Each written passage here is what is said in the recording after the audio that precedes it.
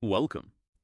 So today we're going deep on something really fundamental in how people interact. It's about energy, specifically the exchange between those folks who naturally give and those who, well, naturally take. And look, this isn't just about, navigating friendships smoothly. It's more strategic. It's self-preservation, really, making sure that your own resources, your energy, stay yours. We've got some focus sources here, and the mission for this dive is pretty clear.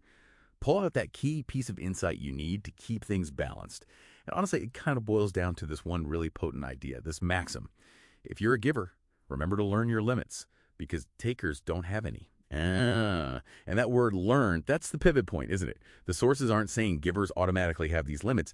No, they're saying it's something you have to actively learn, a discipline you acquire, which for a lot of people listening, people who want to absorb information, learn fast setting limits, might not feel natural at all. It's a skill you have to integrate.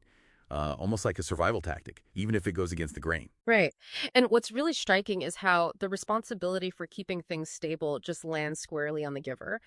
The why behind that is pretty foundational when you look at it. If you examine the taker's side of this equation, they often lack that internal off switch, that automatic brake. Their, let's say, inherent setup makes self-regulating almost impossible for them in this dynamic.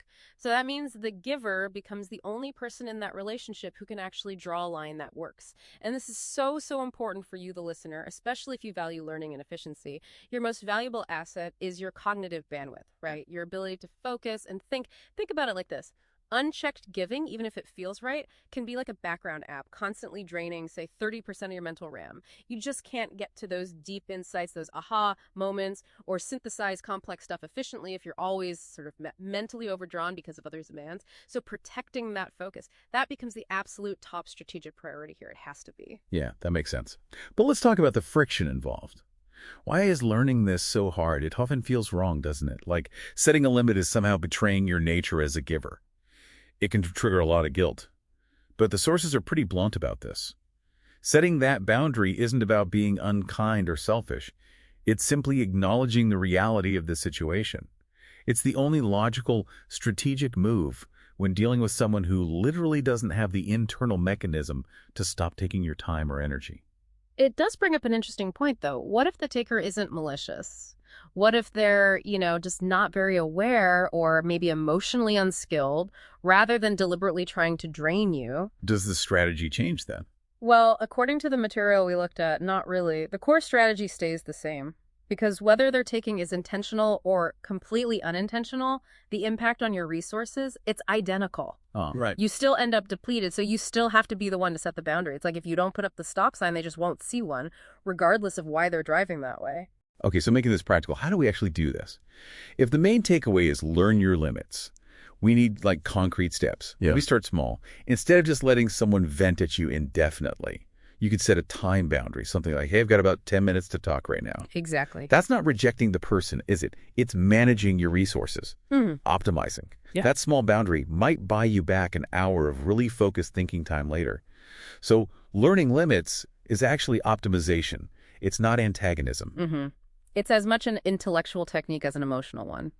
Yeah, ultimately, this whole principle is about viewing your time, your energy, even your knowledge as valuable capital. Capital that you need to actively manage and protect.